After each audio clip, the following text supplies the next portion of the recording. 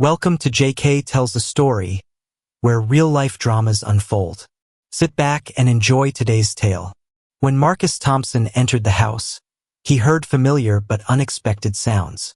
He didn't care why he came home early, he was just home. He opened the door. "Marcus, it's not..." Victoria started. "Leave now." Marcus stepped forward, causing Derek to recoil. Marcus grabbed him by the thinning hair and yanked him back. "I want to destroy you," Marcus said quietly, looking him in the eye. "Lift your chin. You can't strike me. I'll sue you," Derek stammered. "Screw you. Lift your chin." Marcus's tone was calm and even, hiding the anger beneath. "I swear to God I'll sue you. Do you know who I am? Do you think I care?" Derek lifted his chin, grimacing, thinking he could take it. Marcus grinned and struck his fist several times. "Oh my God, Marcus. What did you do?" Victoria gasped. "Derek, I have a lot of questions for you, but not now. I need to leave before I do to you what I did to him. Just remember, screw you." His voice was soft and threatening. Marcus didn't yell when angry, he spoke softly, making people strain to hear him. "Marcus, do you even know who he is?" Her eyes widened, hands covering her mouth. "I'll tell you what I told him. Do you think I care? How could you do that in our bed? Screw you." Marcus walked down the hallway, ignoring Victoria's pleas to stop and talk. "Leave me alone." He left the house, got in his truck, and drove to the liquor store for bourbon. He parked at Walmart, drinking straight from the bottle, watching traffic. When the phone rang, he glanced at the screen and ignored it. Victoria kept calling and texting. Finally, he answered. "Hello. Marcus. Where are you? Come home so we can talk. We need to get past this. It's over." "You mean Derek?" "No, us. He woke up mad, threatened you and left." "That's good to hear. Did you enjoy him again?" "No. Never mind. I don't care." "Marcus, how could you ask me that? I can't imagine asking that to the woman I married. Don't call again." "Marcus, where are you?" He hung up and returned to his bourbon. The next morning, he felt the pain of sleeping in his truck. He needed coffee and a bathroom. It was 7:30 a.m. He bought jeans and a shirt at Walmart, then changed in the truck, at the office. He found 37 messages, 20 emails, and 3 missed calls, all from Victoria. Ryan Mitchell entered his office, waving a hand. "What the hell is this? Are you drinking it or bathing in it? Smells like Maker's Mark 2019. Such a good year." Marcus smiled. "Bad day yesterday, worst night." He hung his head. "Sorry, what's up, buddy?" "Victoria's unhappy. If you show up smelling like that, she'll be more pissed." "Screw Victoria." Marcus looked at Ryan. "You never did that, right? You're kidding, right?" "I did right before you tore my head off." "What's the matter?" "I got back early. She was in my bed." "In my bed? Oh crap. Are you sure?" "I stood in the doorway and took a look." He showed his bandaged hand. "Struck the crap out of him." "Oh crap. Someone from the law firm?" "He wasn't answering questions when I left." Softly, Ryan asked, "Did you destroy him?" "No, but he's coming after me. That bald prick. It would have been better if I did crime of passion. Now it's premeditated. I'm screwed." "I know. I loved her." Marcus's voice was anguished. "I gave her everything. Loved her more than I thought possible." "Why?" A tear rolled down his cheek. "Have you asked her?" "No. I don't want to talk to her." "You'll never get answers if you don't." "I know. I don't want to know. Screw this. I need to disappear." "You're leaving?" "We worked so hard on this place since we graduated. Don't give up. I can't afford to buy you out. We'll figure something out. I'm getting on a boat this afternoon. I'll call you when I get there." "Marcus, wait. Where are you going?" "I won't know until I get there. I'll call you. Keep paying my salary. If it gets unfair, Call me and we'll work it out. I'll keep working on the design from the boat. When I'm settled, I'll send my new bank account info for direct deposit. Marcus gathered what he needed and headed back to his truck. He stopped by the bank to set up a new account and grabbed a starter checkbook before dropping a note to Ryan and driving to Shilshole Bay Marina. The dock was buzzing as he reached his 33-foot Grady white yacht, the Northern Escape. It was 11.5 feet wide with a small but spacious cabin and an upgraded 560-gallon fuel tank. The two Yamaha 350 motors made it fast. He leaned back, staring at the GPS screens, calculating distance, fuel consumption, and provisions. His route included stops in Bellingham, then north through the inside passage to Ketchikan, Wrangell, Petersburg, and finally Juneau. Taking the protected waterways and stopping for weather, he expected to reach Juneau in about 10 days to 2 weeks, depending on conditions. A storm from the Gulf of Alaska could delay him, but he hoped it would head west. Planning helped distract him from his pain. He needed to leave quickly, fearing he'd be found before he could escape. Once at sea, he knew he'd be alone for a long time, facing the dangers of solo travel. His phone rang, but he let it go to voicemail. The message read, "You have to talk to me. Don't just walk away from us." This enraged him. Don't walk away from us? Had she thought of that when she slept with Derek? He called her. "Marcus, where are you? I've been worried all night and day. Where I am doesn't matter. I want answers. Marcus, just come home and talk, please. Don't give up on us. You already gave up, remember? The event at our house, that was a mistake. I should have trusted my intuition instead of my heart. Now I'm screwed. Marcus." Victoria sat at her desk, staring at a photo of Marcus, tanned and smiling while holding a fish. He was always fishing or traveling for work.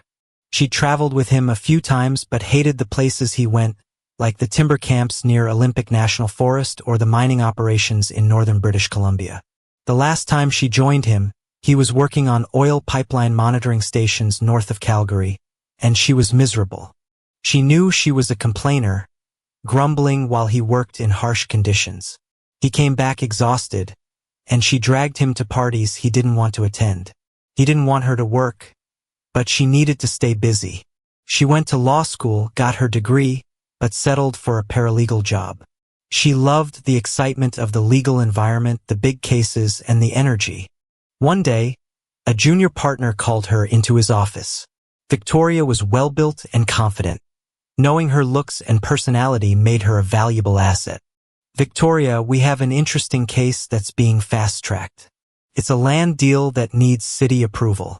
We need someone willing to work overtime. Are you interested?" "Sounds interesting. Where is it?" "Just outside Seattle in Bellevue. The zoning is correct, so we only need city approval. It'll take time, and I need your help." "Interested? Sounds like fun." She didn't quite understand how it happened.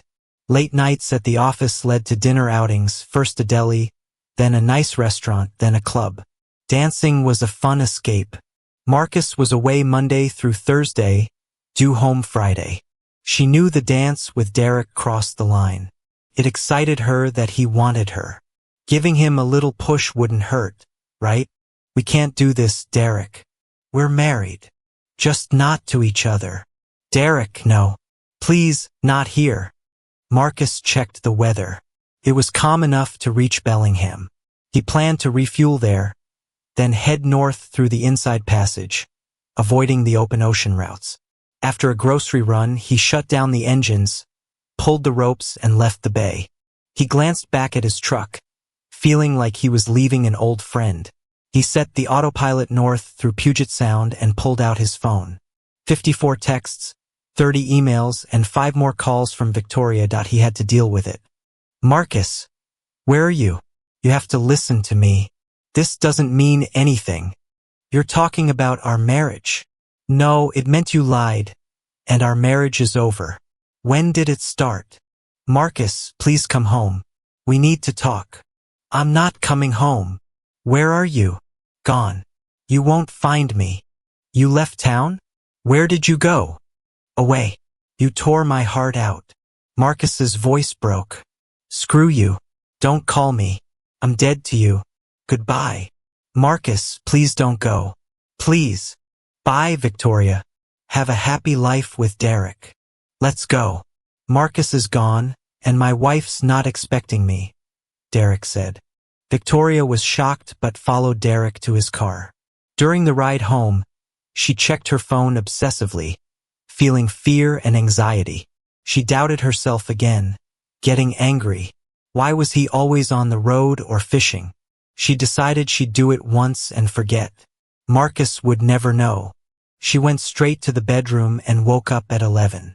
Derek, no. We can't do this again. Come on, Victoria. You liked it. Shut up, Derek. It won't happen again. Victoria, now that I've had you, I don't know if I can work with you without wanting more. This could affect your job. Derek, what would it take to make this stop? I love my husband. He would destroy us both if he found out. She started crying. One more time, then I'll think it over. Damn you, Marcus. What did I do wrong? Why wasn't I enough? I loved her so much. Marcus decided to wait out a storm instead of risking rough seas. He bought a folding chair and sat watching people pass by. He couldn't stop thinking about Victoria and Derek. The memories flashed in his mind, tearing at his heart. He remembered the first time he saw her, laughing in the student center, her hair catching the light, her natural smile, and those ice blue eyes. She looked at him and smiled, making him blush. He gathered his things, thinking she was out of his league, but their eyes met as he walked past. Hi. Hi. She's so cute and he's not brilliant but not creepy either. I hope she remembers me. I'll remember her. A few nights later, he was at the frat house door. The keg was full. Hey, I saw you at the student center, right? He turned and saw her. Yeah, I think so. Why didn't you say hello? I did say hi, but you didn't stay and talk. Why? I didn't think you'd be interested. He blushed. You don't talk much, do you? Not really. You're making this hard. You're very direct, he said, smiling. It's an art. She flipped her hair, laughing. Marcus fell for that laugh and decided he'd do almost anything to hear it more. She's out of my league. I should leave now. I should go. I have a test tomorrow. Wait, what are you studying? Engineering. I have a test on thermodynamics. I don't know what that is. I like engineering because it has rules that can be creatively applied. I'm not sure what you mean. She smiled expectantly. Here's the point, if I look at you from across the room, you're at least a 9. If you're smiling, a 9.5. If you're laughing, a 10. I'm a 5, maybe a 6. She laughed. Don't date someone more than 1 or 2 levels above you. The lower rung will suffer. I'm just that kind of person. Come on, you don't believe that. Absolutely.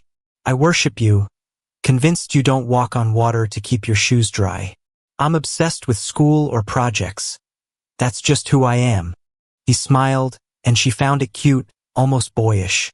I'm also absent-minded and sloppy. No, you're not. I just tolerate mess well. He smiled, blocking out the party noise. You'd start smiling less and not laughing at all. Then some great guy would find you, and you'd think you deserve better. Eventually, you'd hate me, and I'd leave heartbroken. We should skip to the end to avoid the pain. You're crazy, she laughed. In my mind, we had a relationship and we parted as friends. Have a good day. Have a happy life, he whispered in her ear. Goodbye, my love, and walked away. She stood stunned, watching him disappear into the darkness. She tried to follow but couldn't catch him. 2 days later, he was reading in the student center when she and a bubbly blonde approached. Hi, Mindy. This is my ex. We were happily married for a while until he lost confidence and left. Hi, ex, Mindy said. Hi, Mindy. He doesn't even know your name since you weren't married. Well, we might as well have been. What's your name? If I'm going to pine for a lost love, I should know your name. Marcus. Victoria. She shook Marcus's hand with a firm grip, yet her hands were incredibly soft. They talked until it got dark, noticing Mindy had left. Thanks for the time, Victoria. Have a good weekend. I'll be looking for you, Marcus. If you asked me out, I'd probably say yes. Victoria, your 10 against my 5 won't work. Looks aren't everything, and you're definitely above a 5. Now that I know how smart and sweet you are, a 10 doesn't fit. In my eyes, you're closer to a 10. Don't sell yourself short. You're tall, muscular but not too much, and you have a beautiful face. Why do I scare you? She looked at him, noticing his unique brown eyes. When you laugh, my heart gets lighter. Your smile makes my knees weak. Even when you talk about boring subjects, I hang on every word. I'd do anything to make you laugh. She laughed and he smiled thoughtfully. You don't talk about your problems and think about others. That's irresistible. I'm scared you'll break my heart someday, and it will be my fault. Did you just say you love me? Yes. I have to go now. See you later. Marcus, wait, she called out as he crossed the room. Please don't make me beg. Just meet me for dinner tomorrow. He hesitated, then shook his head. I have a test Thursday morning. How about Thursday night? I can't Thursday, but Friday works. Sure. Meet me here at 6. She kissed him briefly and ran off. He watched her through the window, then noticed the guy next to him laughing softly.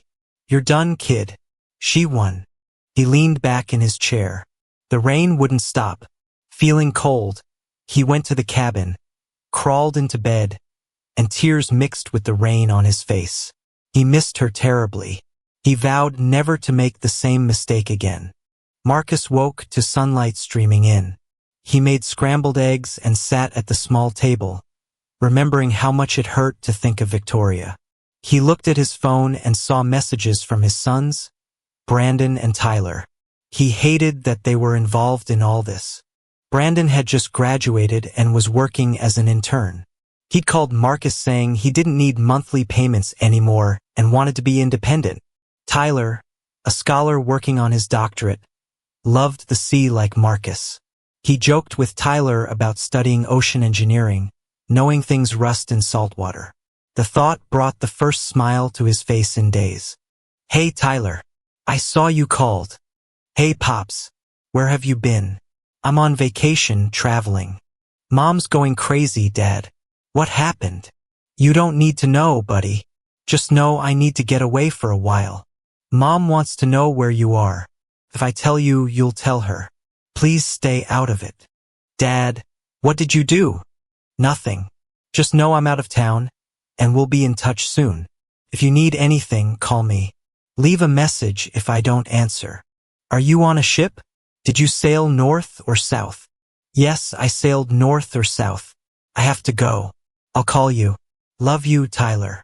Love you too, Dad. Brandon's call was predictable. Dad, where are you? What have you done? Mom is hysterical. She's been calling me every hour. What have you done? I haven't done anything. Go home. You're acting like a child. Brandon, don't take sides until you know the whole story. I'm going away for a while. I'll call you sometimes. If you can't tell me what you did, stay out of it. Brandon's tone brought Marcus out of his thoughts, anger surfacing. I'll say it again, Brandon. Don't take sides until you understand, then decide. Mom thinks you have a girlfriend. I'm traveling for work. She can have the clothes, the house, the car. No girlfriend. Never. Don't do this, Brandon. Don't call me Brandon. My name is Brandon. You're acting like a child. Let's not do this again soon. I got to run. Damn. Marcus always had a good relationship with both boys, but Brandon was a mama's boy and an athlete. Marcus was his chauffeur and coach, had a good relationship, or so Marcus thought. He knew Tyler would be patient, but Brandon would take sides quickly. A weather check between Bellingham and Vancouver showed good sailing conditions. He had 3 days of calm seas before the next system. In 3 days, he should reach Ketchikan, then rest before heading to Juneau. It was going to be a long journey. He set fishing lines, followed the channel across the sound, and hit the open sea. North, definitely north. On the open sea with autopilot on, memory spun in his head. She says you're the best thing in her life. Sitting on a low wall, Nicole called, needing to talk. Nicole, we had dinner twice, a movie, a picnic, and a barbecue. We kissed a couple of times. That's it. He'd met Nicole at a barbecue. Another perky blonde, Victoria's sorority sister. Victoria had given her his number. I know, but she says it was the best night of her life. She's good for you. Just make a move. Are you kidding? Are we in high school? She wants more than occasional Saturday nights. Last question, why you? I see guys chasing her all the time. Why you? You're good-looking, funny, smart, and great at kissing. You should open a kissing booth. Marcus laughed. I'll call her. We can talk. But it has to be a relationship. Nicole laughed. Please call her. She's moping because she hasn't heard from you. Does she know phones work both ways? She could have called me. Nicole glared. I'll call her. Marcus met Victoria at the sorority house door. She was waiting on the stairs as he approached. Hi, Victoria. Hi, Nicole. How are you? Hi, Marcus. She turned to Victoria, brushing her shoulder as if removing lint. Don't be late, dear. I'll be waiting upstairs. She laughed and ran up the stairs. Marcus, can we talk? Sure. Here? No, too many eyes and ears. Let's walk. As they walked across the field and sat on a bench, Victoria began. Marcus, do you like me? Do you find me beautiful? We covered that before. Of course I want you. Every guy wants you. What's the problem? Car drove by and a guy leaned out. Nice baby. Let's go for a ride. Marcus smiled, and Victoria gave the guy the finger. That's the problem, Victoria. Every guy wants you. I need exclusivity. I'm not competing for your heart. Marcus, I'm not interested in anyone else. When I saw you at the Alaskan Bush Company last week, it didn't seem that way. Holding hands with that guy.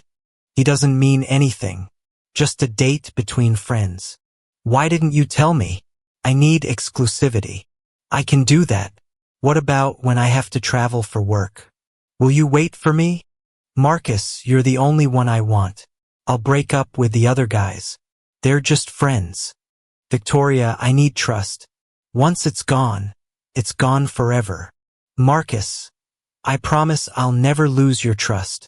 So we're officially in a relationship?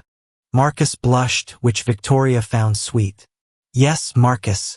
Thank you.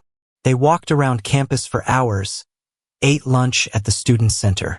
When they crossed the road, Victoria twisted her ankle and would have fallen if Marcus hadn't caught her. Damn, that hurts. Marcus gently removed her tennis shoe. It's not swollen. Can you put weight on it? Let me get you to the ER. Marcus carried her to the ER, and after a mild sprain diagnosis, they walked out. Marcus carried her to his apartment, placing her on the bed. As he navigated the waves, he thought about Victoria, tears in his eyes. After refueling, he anchored for the night, got a folding chair, and sat on the deck with a bottle of whiskey. Marcus was too hungover to sail the next day, so he stayed on the yacht. His phone vibrated until it almost fell off the table. Finally, he answered. Hello. Marcus. Where are you? Why don't you want to come home and talk? It's not my home anymore. I'm not coming back. Marcus, please don't do this. Please, it's not. Don't say it didn't mean anything. It was just one time. I hate being a cliché. Just one question, why? Marcus, please. I love you. Can we forget about this? Victoria. Remember when we started dating? You said you were breaking up with Tim, but it didn't look that way. This is worse. You broke my trust. Answer my question. Why? Marcus, it was a mistake. That's the first true thing you've said. It ended our relationship, our marriage, and our happy home. Marcus's anger grew along with the discomfort in his stomach. Haven't I always given you everything? A house, car, clothes, jewelry? I thought our life was good. You never complained, and now it wasn't enough. He heard sobs through the phone. It's not you, Marcus. It's me. Screw you. Why, Victoria? Just tell me why. Marcus, come home. Tell me where you are and I'll come to you. Let's just talk. No. I need to know why. I don't know, Marcus. It just happened. If we can't figure out why, how can we avoid it in the future? I'm done. Goodbye. Victoria, please understand. This is the end. No, Marcus. He pressed the end button. Those early days of their relationship flashed back. He should have seen it coming. She'd promised to break up with others. But how many had there been? The memories played like a movie. Her laughing with Tim holding his hand. Marcus stepped out of the shadows. Hi, Victoria. Her face told him everything. They'd promised exclusivity, but this wasn't it. Marcus, this is Tim. Nice to meet you. Tim extended his hand, but Marcus didn't reciprocate. Sure. It was good to see you, Victoria. Marcus turned and walked away, wanting to punch something but couldn't. Marcus, wait. Sorry, I don't have time. Victoria was torn, planning to break up with Tim but hadn't yet. Tim looked confused as Marcus walked away. Who was that? Tim asked, uncertainty on his face. That was Marcus. I wanted to talk to you about him. What do you mean? He's my boyfriend. Then why are you here with me? I wanted to tell you face to face, maybe over dinner. I don't blame him for being mad. Bye, Tim. Victoria, wait. Marcus went to the library but couldn't focus. He gave up and went home. Hey, you're here. That girl you were talking about keeps calling every 20 minutes. The phone rang. I don't want to talk. What should I tell her? Tell her I'm not here and to stop bothering you. What did she do? Run over your dog. Hello? His roommate Ray answered. No, he's not here. I don't know where he is. He's not here. Ray hung up and smiled at Marcus. Let's go get a drink. I'll buy the first 3 rounds. Ray pulled Marcus to the bar late at night after listening to him talk about Victoria. Once Marcus got drunk enough, he started sharing everything about how he met her, their dates, and his feelings. Ray was relieved when Marcus finally calmed down. A good drinking session couldn't cure everything, but it helped. Marcus left campus after his exam and spent the week at home with his parents. His dad had gotten him into yachting with their 32-foot Nicholson yacht. Marcus loved the sea, the wildlife, and cruising after dark with dolphins chasing the boat. He loved the night sky near the shore where stars were so bright. He regretted not sharing this with Victoria. Victoria was waiting for him when they docked. How did you find me? I didn't want you to. I looked for you when Ray said you were gone. I saw an envelope addressed to you. I went to your house and spent the day with your mom. I told her what happened. She said you'd be back today. I was afraid I missed you. She warned me not to expect a warm welcome. Said you don't open up often but knew something was wrong. It's not like you to drop out of school. She was right. I don't want you here. Why not, Marcus? I told you I was ending things. I said it would take time. Did you sleep with him? Why are you asking that? No, I didn't sleep with him. Not this time. You know I'm not a maid. We agreed to be exclusive and I've kept that promise. Tim didn't get that. He left me in the restroom. I never saw him again. Marcus, he's gone. You're all I need. Please. He was about to leave. Seeing you with him hit me hard.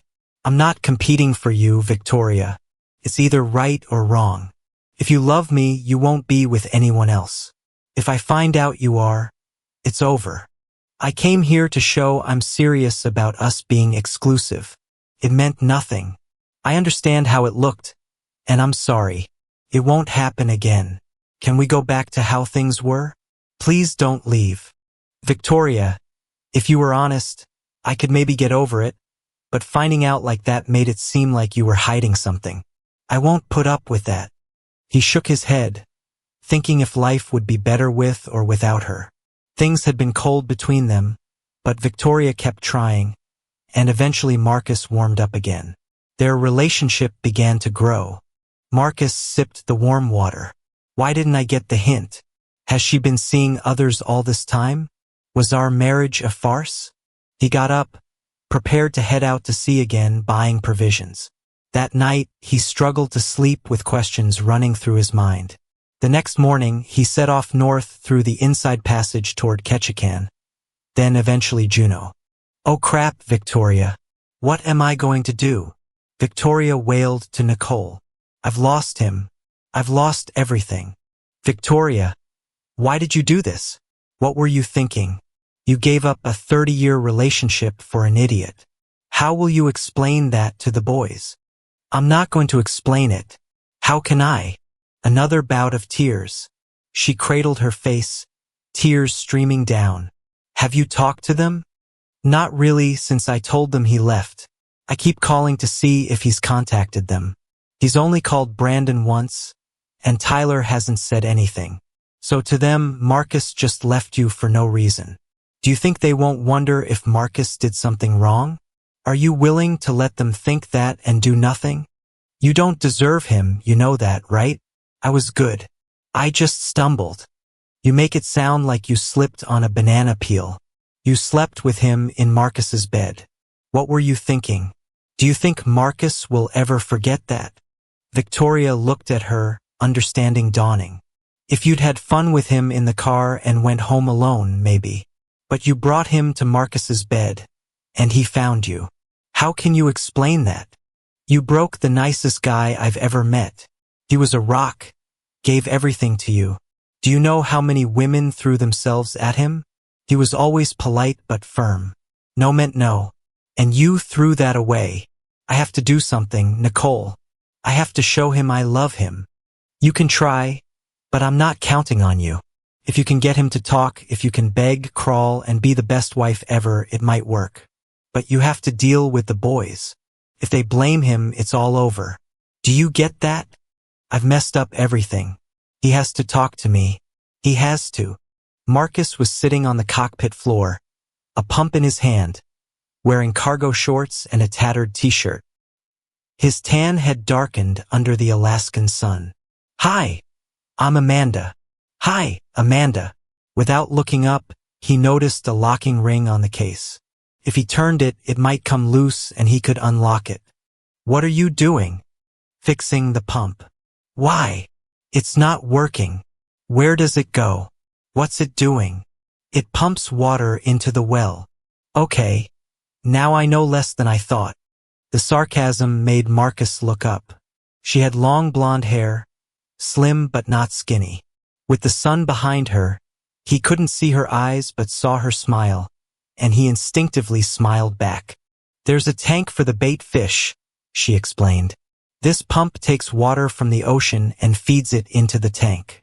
The water then overflows back into the ocean, keeping it fresh and oxygenated. That way, the bait stays alive. It was the longest conversation he'd had in weeks. That was nice. What was nice? Amanda asked. You explained it well, not like I was stupid. Thank you. You're welcome. You don't talk much, do you? Not usually. Can I come aboard and take a look? Can I help you with something? I'm trying to fix my pump to go fishing. I'm sorry if I'm bothering you. My parents thought swimming here would be good for me, but it just reminds me of bad things. Marcus saw the pain flash across her face. If you want company, I'm not the best choice. I try not to think about bad things. Are you here alone? Where's your family?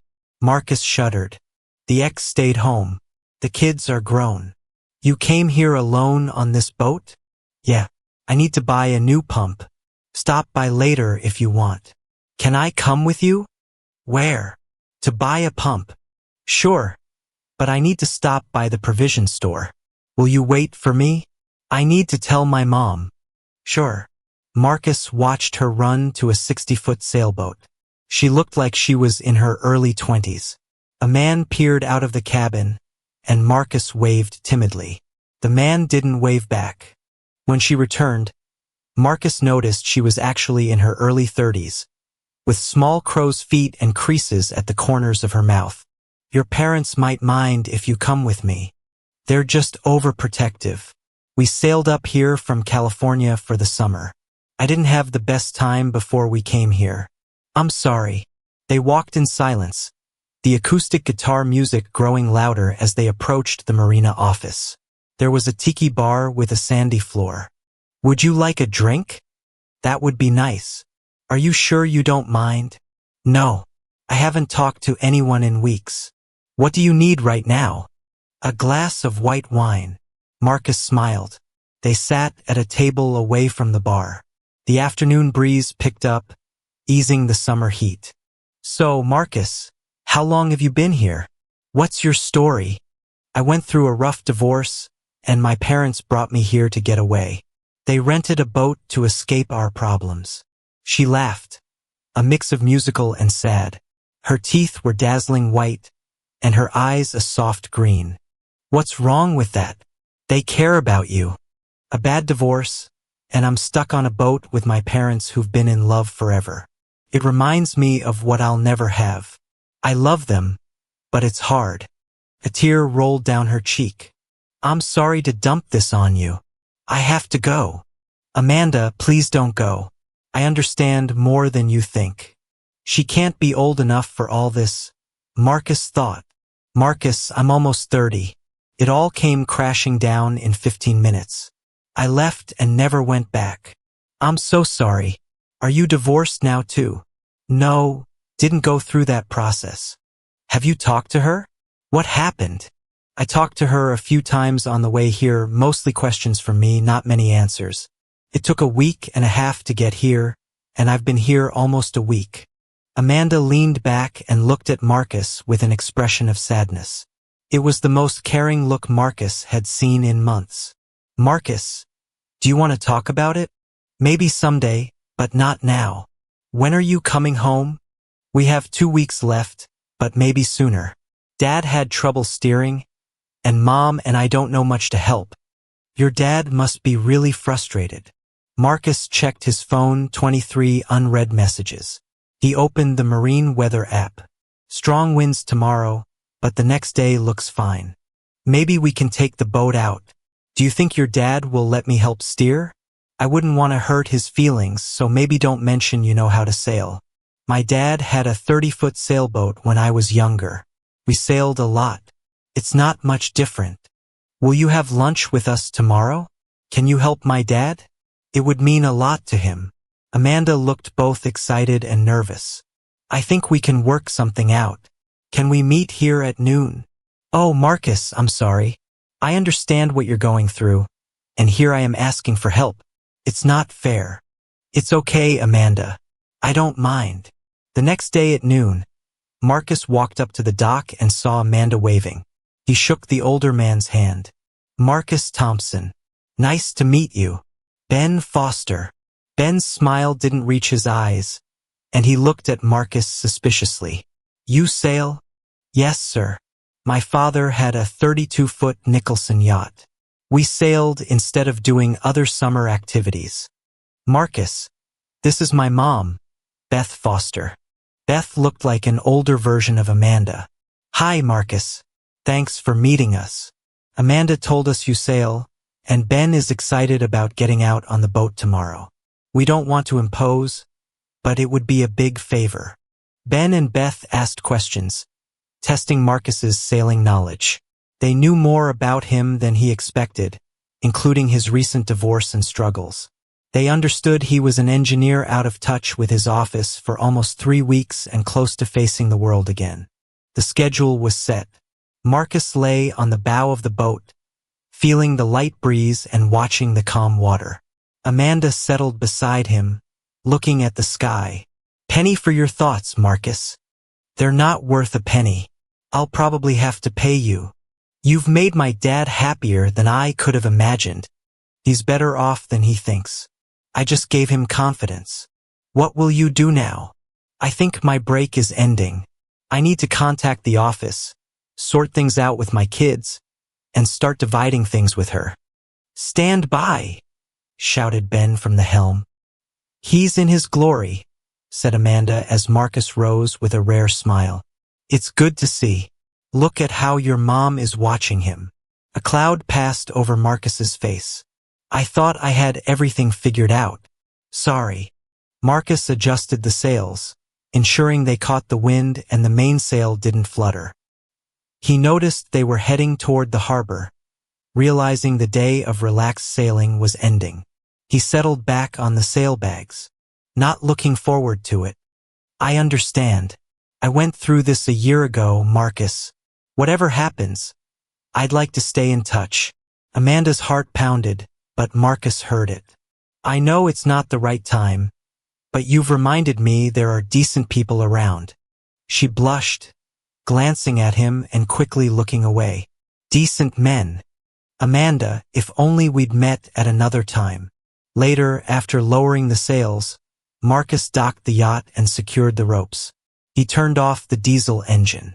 That was fun, Ben. Thanks for a great day. It brought back good memories. Thank you, son. Would you mind another day this week?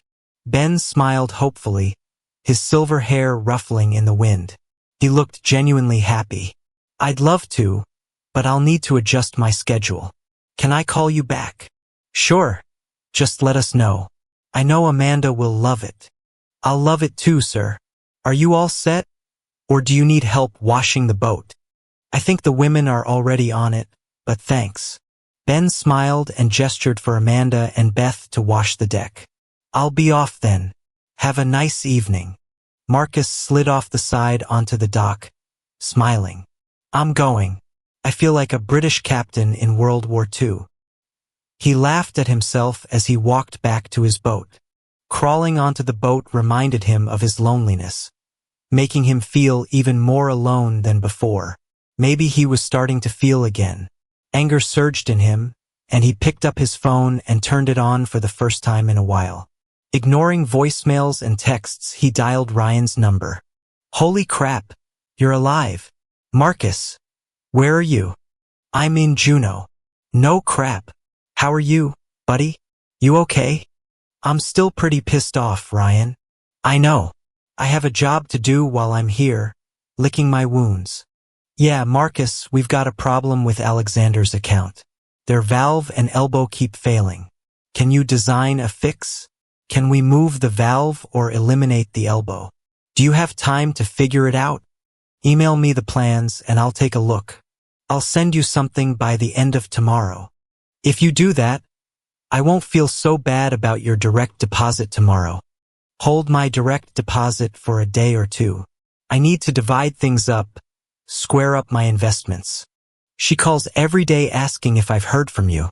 Can I tell her we've been talking? As long as you don't say where I am, you can tell her we talked. Tell her I won't speak to her until she tells me the reason. I've told her that, but it wouldn't hurt for her to hear it again. How do I get in touch with you? I've called your cell many times, but I keep getting voicemail. I haven't turned it on. I'll call you every day at 3 unless I'm fishing. If I'm out, I'll call you when I get back. Marcus and Ryan talked for over an hour about various projects, equipment, startup, maintenance, and personnel issues.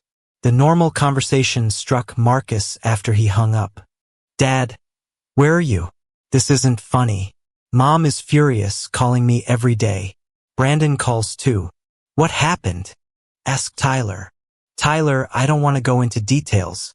It was bad, and I don't see us recovering. Mom said the cops are looking for you. What did you do? I slapped someone hard a few times, but not hard enough. That doesn't sound good, Dad. When are you coming home? I'm not sure.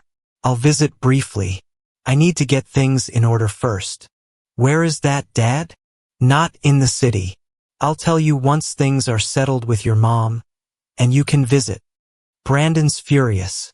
He said your last conversation didn't go well. He wants to know what you did to Mom. She won't tell us, just cries a lot. He'll get over it, and so will she. Come on, Dad. Just tell me what's going on. Please, just know that I'm fine, and I'll be back soon. I'll let you know when I get there. Maybe we can have dinner. Jessica will be happy to see you too, Dad. Tell her I said hi, and I'll call her in a week or two. Marcus ended the call, pulled out a chair, and uncorked a new bottle of whiskey. Marcus woke up to Amanda tugging on his arm. Come on, Marcus. You need to go to bed. You shouldn't be here, not right now. I'm not a good person. Bull crap. Get up, go to bed, and we'll talk in the morning. You know you're beautiful, right? In your condition, everyone is beautiful. Not everyone. Amanda smiled as Marcus stumbled down the steps to the cabin. She laid him on the bed, pulled the covers over him, and kissed his forehead as he began to snore. We'll talk in the morning, Marcus. She watched him for a few minutes before quietly leaving the boat. Marcus woke up, trying to count his recent hangovers. For some reason, it seemed important. Marcus, get up.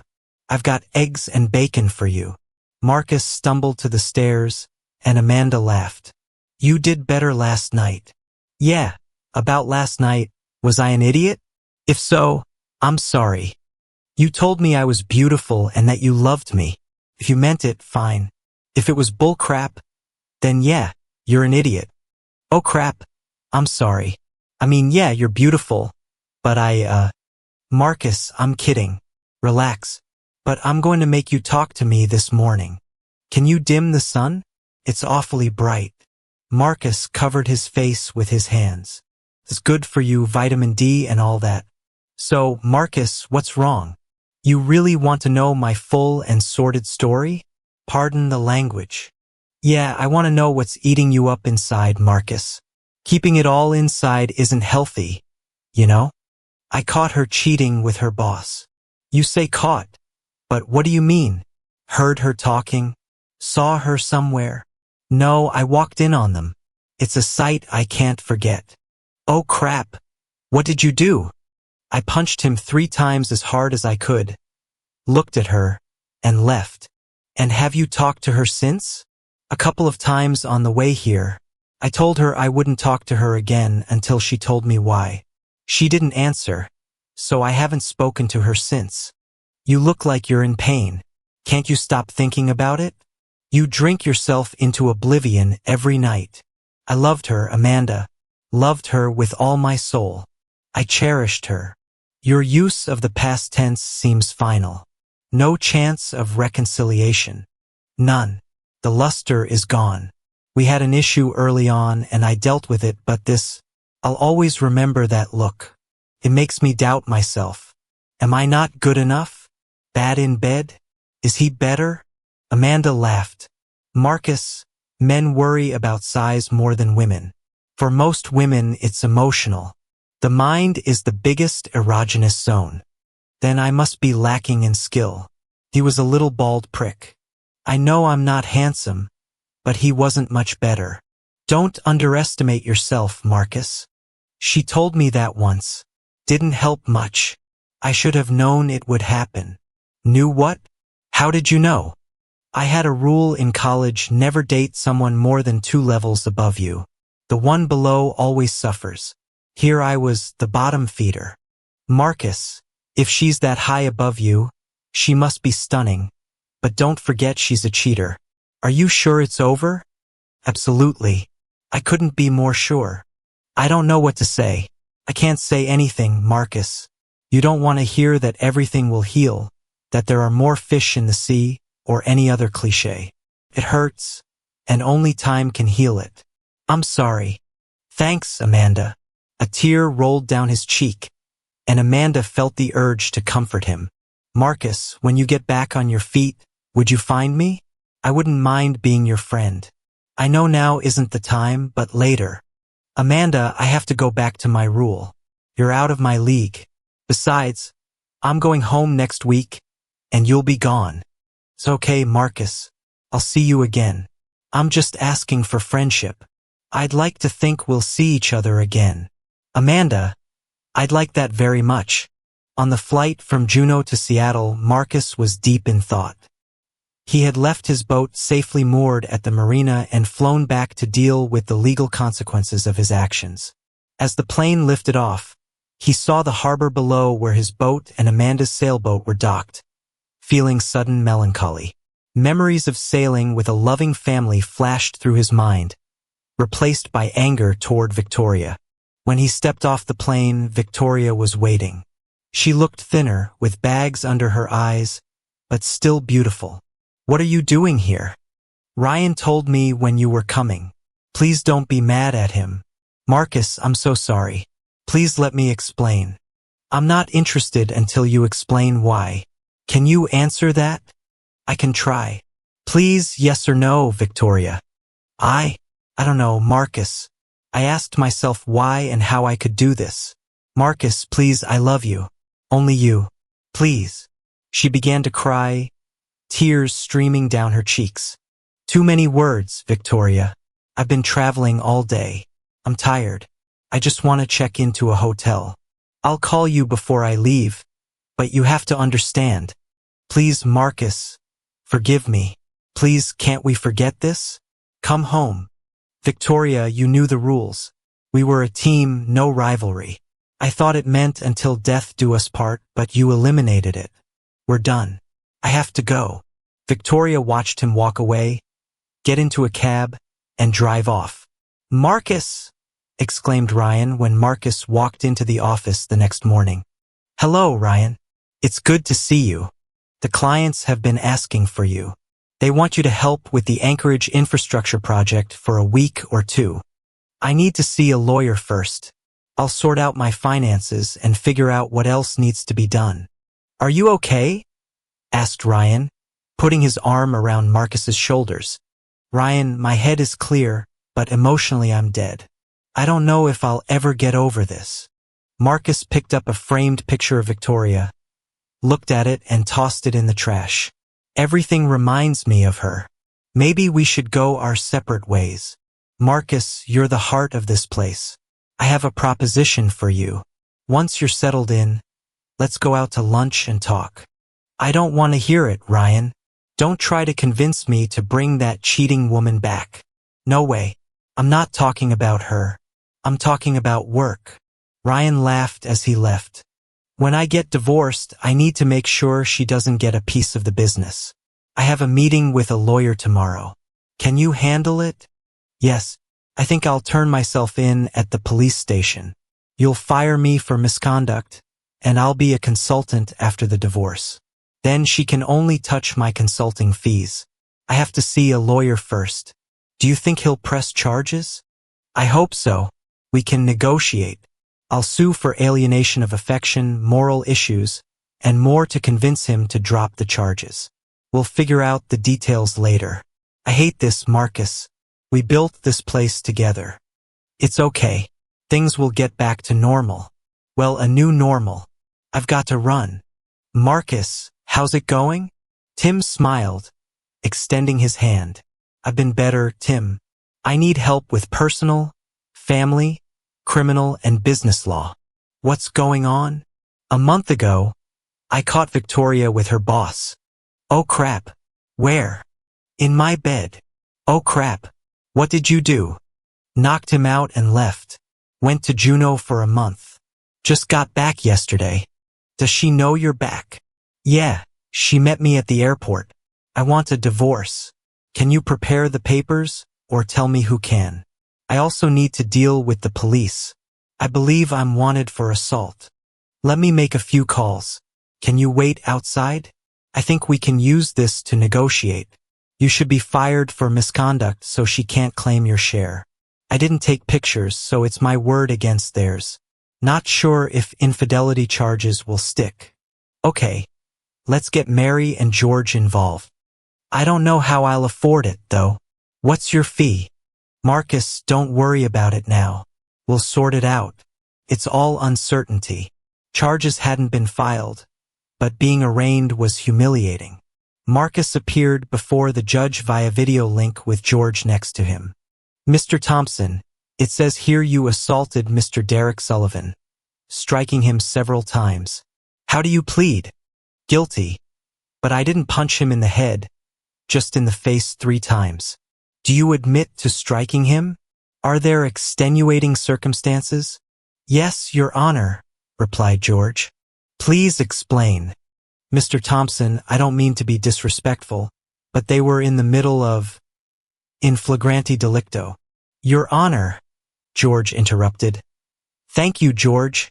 Yes, Your Honor. They were doing it in my bed in my house. A hint of a smile appeared on the judge's face. And you decided to punch him? Yes, Your Honor. My arm was hurting, so I didn't think a 4th punch was warranted. The state appreciates your restraint, Mr. Thompson. You'll be in my courtroom in 2 weeks. Is that satisfactory, Mr. Hanson? Yes, Your Honor, replied George. Mr. Thompson, you've got the wrong guy. Mr. Sullivan is campaigning for state attorney and is very unhappy about the costs of his emergency care and dental work due to the damage you caused. If he's unhappy, so is the district attorney. Be prepared. She smiled at Marcus. Thanks, Your Honor. We'll be ready. George answered for him. Oh, and Mr. Thompson, please don't punch anyone else. Yes, Your Honor. You are released on your own recognizance. Don't leave the state. Mr. Hanson, you're responsible for ensuring your client is in court at the appointed time. You are free to go. Yes, Your Honor. He'll be there. As George and Marcus left, George muttered, My God. She smiled. I've never seen her smile before. She seemed nice to me. George, she's never been called nice. More like Judge Iron Fist. That'll be interesting. The next day, Marcus received termination papers by courier, stating that the partnership was dissolved on moral grounds due to his arrest and pending sentencing. He took the letter to Tim's office and tossed it away. Now there was nothing left to do but wait. The yacht was still safely moored in Juneau. He couldn't leave the state and was unemployed.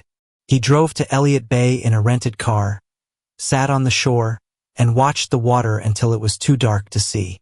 The next day at 11 a.m., as he sat in his hotel room, the phone rang. Hello. Marcus. Please don't do this. Victoria. I told you I won't talk to you again until you give me a reason. I didn't mean for this to happen. It just did. We were working, had a drink, went dancing, and then it just happened. Victoria, do you know how much this hurts? You ripped my heart out. I thought we'd grow old together, play with our grandchildren. Now it's all gone. Marcus slammed his hand on the table. Marcus, please let me explain. Let me show you I love you. Please meet me. Explain one try, then you sign the papers and we move on. I'll have a lot of free time soon, probably in jail. Oh my God, Marcus. How did you get fired? You were partners. Moral clause. If either of us is accused of a crime, the company goes to the other. I have a court date next week. I won't let him do it, Marcus. I won't. You don't have a choice. Are you still working with him? Please meet me. Let me show you I love you. Her evasiveness didn't go unnoticed. It's too late. I just want to settle my affairs and leave. Please just lunch. We can talk in a public place. Okay. Tomorrow at Pike Place Chowder in Pike Place Market. Noon. Okay, Marcus. Thank you. I love you. Don't say that, and don't call me that ever again. You've lost that right. Okay, Marcus. I'm sorry. He was sitting against the wall when she came in. She looked as beautiful as she did in college, though with a few extra pounds and red eyes. Victoria. He didn't stand up as she approached. No hugs? She asked with a strained smile. No. Marcus, you're so cold. We've spent 30 years together. You had fun with another man in my bed. How many times? How long? It was only once, Marcus. Do you expect me to believe that? I don't. It was a mistake. It just happened. You make it sound like you slipped on a banana peel. You don't have to be rude. Marcus, isn't that what Nicole said?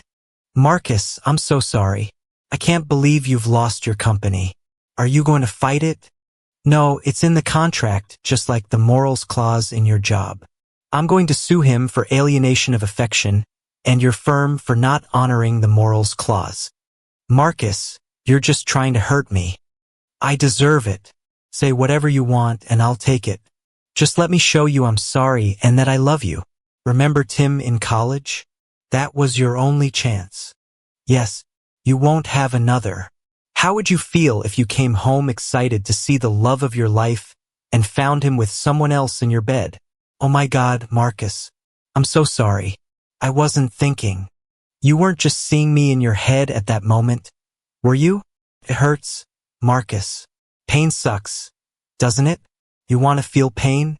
Try the boys calling and asking what you did wrong. What did you tell them? I didn't. I just asked where you were. Her sobs made her words fragmented. You have to take responsibility for your actions. Until you do, nothing will change. I don't know if I'll ever get over it or trust you again. I told you this would happen back in college. You're a 10 against my 5. I'm done. If I don't end up in jail in the next 2 weeks, I'm out of here. Where did you go, Marcus? I know you were on the boat. I found your truck and took it home. It's in the driveway. Give it to one of the guys. Give it to Tyler. He hasn't accused me of anything. I don't know what's going to happen to Brandon. You think I have a girlfriend? Victoria's face went pale. Oh God, no. Tears flowed uncontrollably. I'm so sorry. What have I done? You've ruined this family. I don't believe you anymore. Marcus, please believe me. It was just one time. We came home from the bar, and it happened. You slept with him in my bed. The most vulnerable act you can do to another man. In my bed. Anger flared again. Yes, Marcus. I'm so sorry. I can't deal with this. I'm getting out of here. Don't call or write me. Deal with the boys. If they call me, I'll know you took responsibility. I'll let you know if I don't go to jail. If I end up in jail, you won't be my only call. Marcus stood up, threw some money on the table and walked out. Victoria reached for him, but he brushed her off. Mr. Thompson, the judge said, I see you've taken responsibility for your actions. You're driving a little fast, but otherwise you haven't broken the law. She looked at the papers on her desk, then at Marcus. Do you have any statements? Anything to say about your punishment? Your Honor, I'm sorry my actions brought us here. Sorry for wasting your time. I wish I could say I won't do it again, but if I caught my wife. He looked at George. In flagranti delicto. The judge smiled as George whispered, Yes, that's right. I'd be inclined to punch him again. I'll try to restrain myself. Mr. Thompson, are you working? I was fired due to the morals clause. I'd like to come back, but it depends on today. The court believes you made a bad decision under extreme stress. I'm treating this as a PBJ. Do you know what that means? No, Your Honor. It means I'm not declaring you guilty or innocent. I'm giving you probation until sentencing. This stays on your record for 5 years. If you commit another crime in the next 5 years, you'll serve time for that crime and this one. Double or nothing punishment. Can you behave yourself? Yes, Your Honor. It will help me restrain myself. Your attorney will have papers for you to sign. You're free to go. Thanks, Your Honor. Marcus turned to leave, glanced back at the judge who smiled at him and left the room. The lawyers, Marcus and Ryan sat at the table. I can't believe it, Marcus. I've never seen her so easy on anyone before. PBJ for assault is rare. How will this affect our plan? How do we protect the business from Victoria? Marcus, just go back to work. If you don't, we may not have a business left to protect, said Ryan. I'll keep working for the business. Tim, what if I go back as an employee, not as a partner? When this is over, Ryan can promote me back to partner. That could work. Let me review the partnership agreements, see what provisions apply under PBJ. You're not convicted, but we need to follow the book. Has she signed the papers? No, not yet. Ryan, I'm flying back to Juneau tomorrow.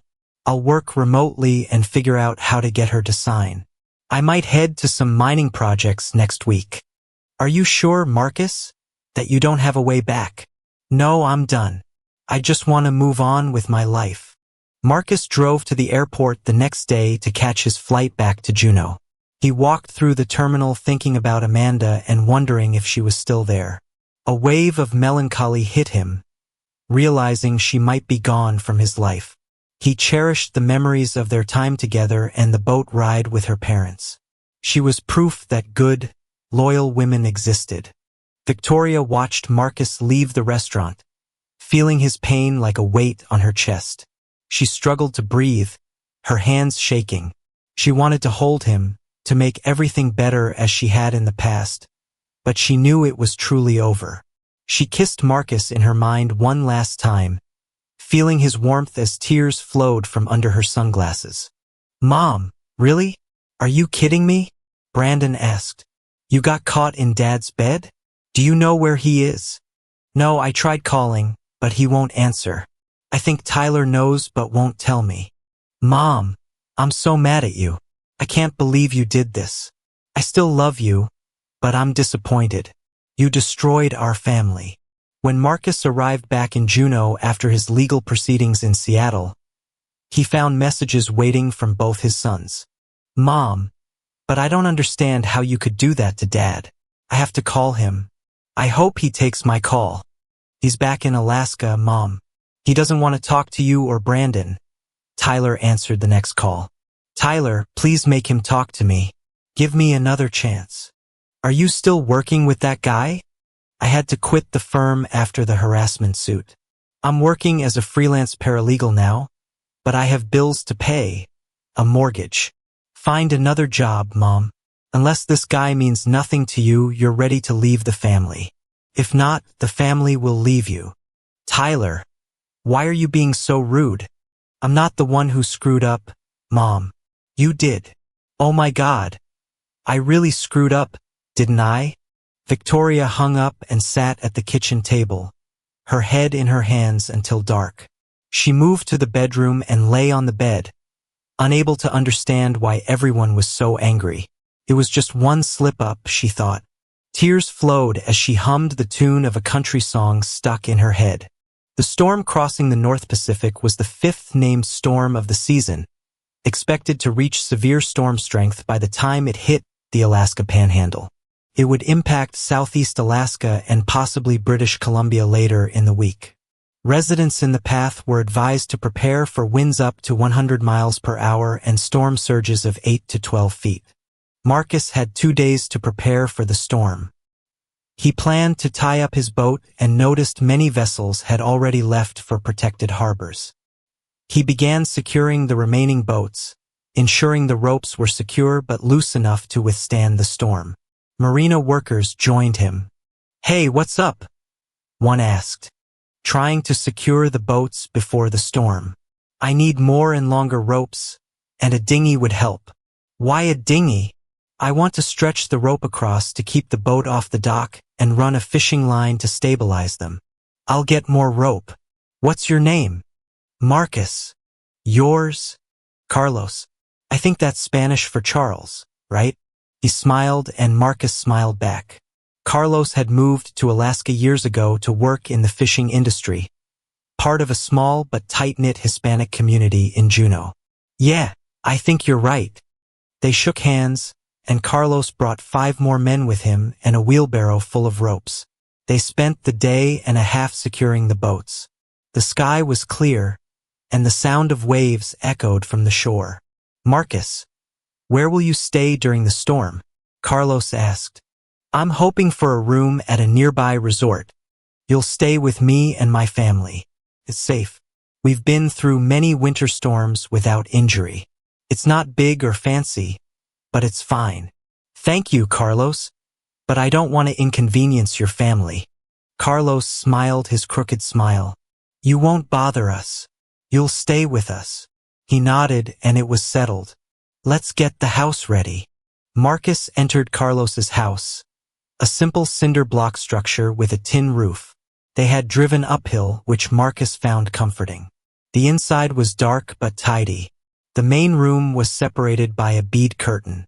Marcus heard an angry woman's voice from behind the curtain. Carlos rolled his eyes and walked through, leaving Marcus standing there. After a loud conversation that eventually quieted, Carlos returned with a beautiful Hispanic woman in her 30s. She had long dark hair and a curvy figure. She extended her hand, and Marcus shook it, noticing her soft but calloused fingers. "You're Carlos's new friend?" she asked in broken English with a strong Spanish accent. "Yes, ma'am. I'm here to help. Are you staying for the storm?" "Yes, if you don't mind." "Okay. Thanks, ma'am. You work, I cook." Marcus followed Carlos outside. They secured the windows with pieces of corrugated tin, and neighbors joined in to help. They moved from house to house as the sky darkened and storm clouds gathered. Marcus was too busy to call his sons or worry about his boat. He focused on giving the boats the best chance to survive the storm. Back at Carlos's house, they settled into canvas chairs on the porch. The woman brought 2 cold beers, handed one to Carlos and the other to Marcus, then silently went back inside. "Is she your wife, Carlos?" Marcus asked. Carlos laughed loudly. "No, Marcus. My wife is dead. This is Isabella, my sister-in-law. She is beautiful, isn't she?" "Yes, she is." Other men joined them on the porch, accepting beers from Isabella, who smiled for the first time in Marcus's presence. It was a beautiful smile. Marcus listened to their conversation, understanding only a few phrases.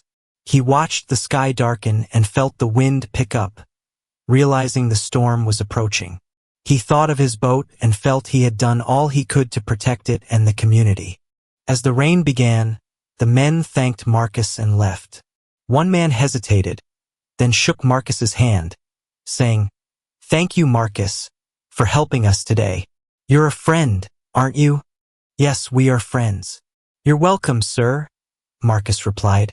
The storm hit, not as strong as predicted, but still powerful. The power went out as Marcus slept on the couch. Isabella came out from behind the curtain, pointed to the couch, and Marcus got up to join her. He put his arm around her as she snuggled in. They sat like that for hours, her breathing even as she fell asleep. Marcus eventually dozed off too. He woke to find her looking at him with a mix of emotions. She was breathtakingly beautiful. Carlos emerged, saw them, shrugged, and asked, "¿Qué pasa aquí?" Isabella launched into a rapid explanation. "She said you helped her through the storm. She was scared, and you held her. She also said you were a perfect gentleman, but I'm not sure if she's happy about that or angry. Women, you can't understand them, can you?" "No, I can't," Marcus replied. "Carlos, are you ready to go to the wharf? I need to check on my boat." Isabella left to make breakfast. "Are you hungry, Marcus? We'll sit on the porch." "Okay." Marcus and Carlos took their chairs to the porch and watched the neighborhood come to life. Fallen branches were dragged to the curb, and yards were cleaned up. Isabella brought them plates of scrambled eggs with fresh salmon and fried potatoes. It was the most delicious meal Marcus had ever eaten. Marcus and Carlos pulled fallen palm branches out of Carlos's old Toyota pickup and prepared to leave. Marcus shook Isabella's hand, but she pulled him into a hug and said, "Thank you," in a strong Spanish accent. Marcus bowed his head, got into the truck, and waved goodbye. The trip to the marina was quick, with Carlos swerving to avoid debris. At the marina, they found one boat flooded and another damaged, but Marcus's boat was intact. Carlos's crew arrived and got to work. Carlos thanked Marcus for his help, relieved they had weathered the storm better than expected. "Carlos, what about the sunken boat? Are you helping?" Marcus asked. "Of course. Let's see what we can do." They found the needed equipment in the shed. Marcus helped secure the airbags and ran the straps under the sunken boat. The ancient compressor worked, and the boat began to rise. They pumped out the water, and by nightfall the marina was in good shape. "Thank you, Marcus," Carlos said, pulling him into a hug. Are you coming with me? Marcus asked. Thank you, Carlos, but I'll stay on my boat. Please thank Isabella for everything. Marcus started the generator on his boat and charged his phone. He had several messages from Tyler, 2 from Brandon, and 1 from Victoria. There was also a message from an unfamiliar number. Marcus, I heard about the storm and wanted to make sure you and your boat were okay. I'd love to hear back from you. Amanda. After assuring Tyler he was okay, he called Brandon. Brandon? Hi. I saw you called. Yes, Dad. Tyler was really worried about you. I'm sorry, Dad. Mom told me what happened. I'm sorry I blamed you. It's okay, Brandon. I told you not to take sides until you knew the whole story. I know, Dad. Can you forgive her for the sake of the family? Brandon, I can't. She destroyed my trust. I can't go through that again. Victoria sat with Nicole, worried. Oh my God, Nicole, he's out there in the boat. I hope he's all right. Victoria, he knows what to do. If anyone can get through this, it's Marcus. What are you going to do? There was a knock at the door. Victoria answered it. Are you Victoria Thompson? Yes. May I see some ID? Oh my God. Am I being served? Nicole, he's really divorcing me. You've been served. Victoria took the envelope, sank onto the couch, and whispered, No, no, no. I'm so sorry. It was just one time. It didn't mean anything. Victoria, it meant something to Marcus. 2 days after the storm, Marcus was on the deck fixing the pump. What are you doing? Asked Amanda, standing there in a pink and white striped shirt. Amanda, what are you doing here? He walked to the side of the boat. I heard about the storm. I wrote you but didn't get a reply. May I come aboard? Let me get a chair. Where are you staying? I'm glad to see you. I don't know where to stay yet. The hotels aren't all open. I came straight from the airport. I'm sorry, Marcus. That was stupid. What do you mean, stupid? I thought I'd never see you again. I couldn't bear the thought of you needing help. I'm sorry, Marcus. I shouldn't have come. Amanda, the time we spent together was special. You're an amazing woman. Let's figure something out. Carlos will help us. It's okay, Marcus. A tear rolled down her cheek. I'm going back to the airport. Let's talk to Carlos first. Hold on. Marcus leaned over, kissed the top of her head, and went to find Carlos. The next week, Marcus and Amanda fished, sailed, relaxed on the beach, and spent time getting to know each other. When Marcus left for Seattle for business meetings, they flew to the mainland together. Over the following months, they talked on the phone often. Marcus rented a house in Juneau and set up a home office. He arranged with Ryan to return to the Seattle office for a few days each month, travel directly to clients from Juneau, and do his design work remotely. Ryan promoted Marcus to shareholder, and they established a small satellite office with 2 local engineers working on Alaska infrastructure projects. Victoria agreed to the divorce terms. She kept the house and they split the liquid assets equally. Victoria sued the law firm for harassment, resulting in Derek being fired. He struggled to find work and eventually left the area. His claim against Marcus was dismissed, and Marcus received a settlement from the firm, which he set aside for future grandchildren. 3 years later, Amanda and Victoria met one sunny summer afternoon when Tyler and Jessica, along with Brandon and Rachel, visited. Marcus sat on the porch of his rented cabin, rocking his first grandchild in a sturdy chair. Victoria watched from the foot of the porch stairs. Marcus, I thought we were going to do this together. I'm so sorry. It really didn't mean anything to me. Victoria, it meant a lot to me. It showed that what we shared didn't matter to you. It destroyed my trust and broke my heart. I had to move on or die. Hey, baby, Amanda said, coming out with a tray of iced tea and a soft drink for the baby. She looked at Victoria, then at Marcus and back at Victoria. Hi, you're so beautiful, just like Marcus said. I'm Amanda. Victoria's shoulders slumped, and a tear rolled down her cheek. I hope we can be friends, Amanda said, extending her hand. Hi, Amanda. I hope so too. Take good care of him. He deserves it. You're a very lucky woman. Thank you for your viewing. See you next time. If you enjoyed this, subscribe to JK Tells a Story for more tales.